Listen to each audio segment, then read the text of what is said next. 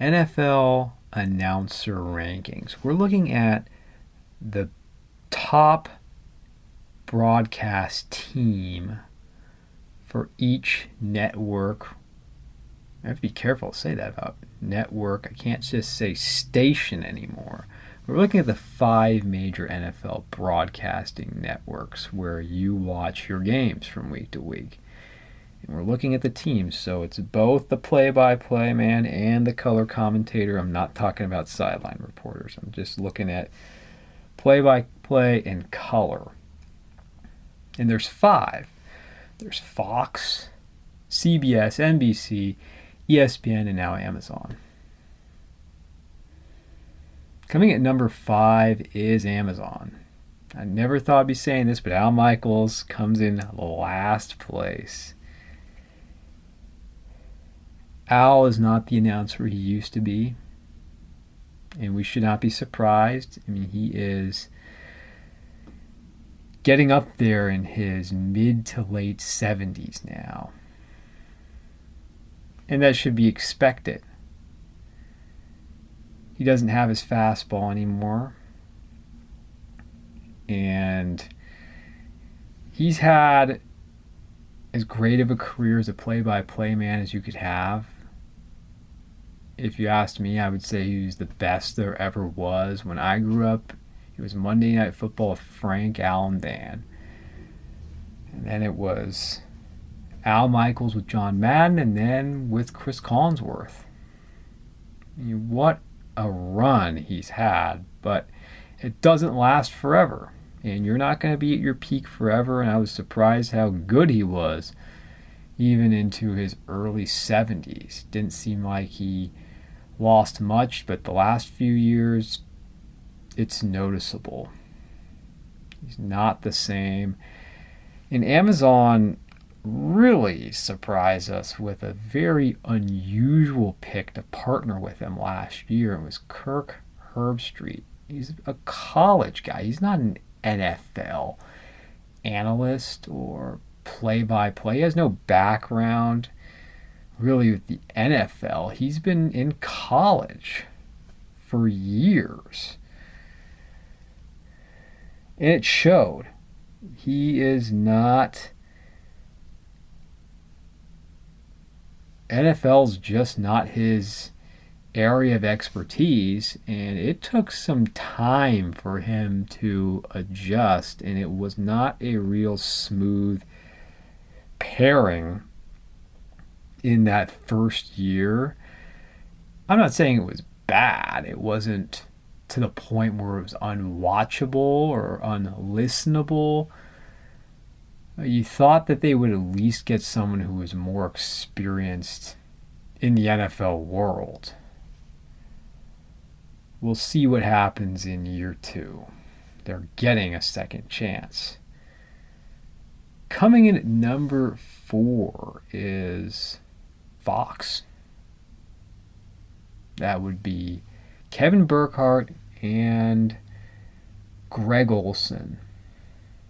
Not the biggest Kevin Burkhardt fan, and I didn't think Greg Olsen would get the job because he's just not that big of a name. He's been with Fox Sports, but to get elevated to the A team to replace Troy Aikman, you're getting a tight end who played most recently with the Carolina Panthers. Surprising selection. To me, Kevin Burkhardt's very average. Some people rejoiced and said, well, we're finally free from Joe Buck.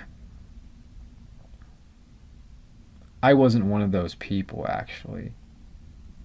Olsen was a little better than I expected. I liked him. Obviously, though, it was a huge change for Fox when you consider Madden and Summerall. And then when it was no longer Madden Summerall, it was Joe Buck. You had Joe Buck, Chris Collinsworth, and Troy Aikman. But then for the most part, it was, for years and years, it was Joe Buck and Troy Aikman. You wonder how long this team's going to last. They ended up doing the Super Bowl in their very first year. Tom Brady maybe joining Fox. We'll see if that actually happens and he'll take Greg Olson's job. He can enjoy it for now. What would I say about them? In summary, forgettable. Forgettable. Number 3. CBS. Jim Nantz and Tony Romo. Jim Nantz, hello friends. That's what we know Jim Nantz for, and I'm a big Jim Nantz fan over the years. That what I appreciate about Jim Nantz is that he acts like he's been there and he's always professional without being a stiff. And he really does invite you in, and you never really feel that he is playing favorites. I haven't felt that way with Jim Nantz over the years, but something's changed. Why do I have him only in the middle here is that without a doubt CBS asked Jim Nantz to take it up a notch. I mean, with intensity level. I never felt like that was necessary. I like Jim Nantz the way he was. You can notice that these last couple of years since Tony Romo's come on board, because Tony Romo brings a lot of energy and passion and very different than Phil Simms. I know people aren't going to like this, but I say when you're on the A team, you should have some real credentials, especially if you're a quarterback. And it was a very bizarre decision, if you ask me, when they brought Romo in, because he's a Cowboys quarterback. And at the time, of course, Fox had Troy Aikman. CBS brings in Tony Romo. So if you didn't get enough Cowboys, you're going to get the Cowboys at Fox and CBS. And two, that CBS is usually the AFC station. That's how it's been over all the years that I've been watching since CBS got back in the picture, because CBS, of course, lost the NFL. Let's not forget that. They did, and then they returned in the 90s, in the late 90s, and they had the NFL again. While Fox had the NFC, CBS has had the AFC. And I do keep in mind Phil Simms, of course, was a Giants quarterback. But here's my problem with Romo is, in ways you like his energy, but I feel like he goes too far sometimes. He's almost too excitable, kiddie at times, a little too giddy at times, for a guy who never even made it to a Super Bowl. Jimmy Garoppolo got further than Tony Romo, and believe me, I understand that he was carried by a great team, but Romo never even sniffed a Super Bowl. He didn't even make it to a conference championship game. At least I could say with Phil Simms that Phil Simms was a Super Bowl MVP. I mean, you could put Phil Simms in the Hall of Very Good. You may not like that, and I'm not saying you have to be the most accomplished player to be a great announcer. I'm not saying that either. That's not necessarily the case, and that's not the qualification to be a great announcer. But I do feel Romo gets favoritism because, of course, he was a Cowboy, and I believe he was overrated as a Cowboy, and I think he is somewhat overrated as the color man on CBS. I personally preferred classic Jim Nantz with Phil Simms. Overall, though, it's a fairly good team. Number 2, I do have Joe Buck and Troy Aikman at number 2, and I came to appreciate them more recently. As strange and surprising this might be, I like Joe Buck doing football better than baseball. And I've been very critical of Joe Buck over the years, but I have come to appreciate him more recently. I mean, Fox lost Joe Buck. I mean, it's one of the biggest shifts, one of the biggest changes in sports television history. When you think about Joe Buck coming on the scene with Major League Baseball in '96, and he called all of those World Series until last year, All-Star games, and then quite a few Super Bowls.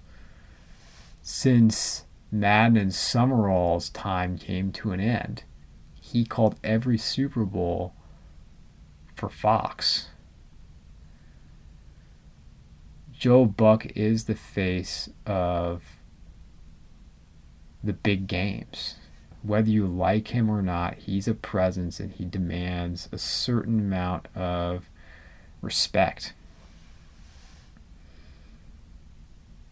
I do like him better in the NFL because I don't feel at the NFL he has as much time to go off script. In Major League Baseball, over the years, he got a little too full of himself. But he does know how to call the big play. He does know how to capture the moment.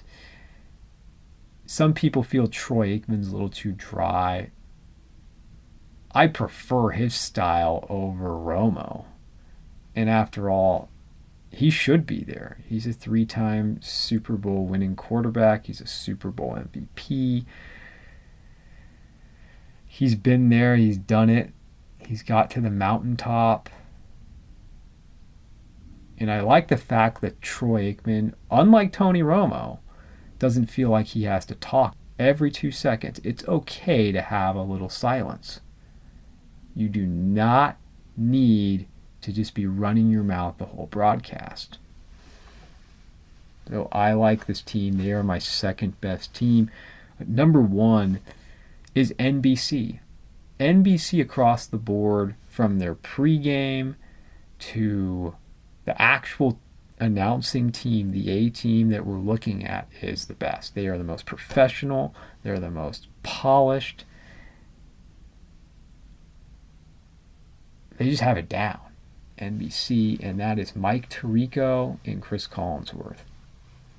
Chris Collinsworth also has grown on me over the years, and I like it too that he is not talking non-stop.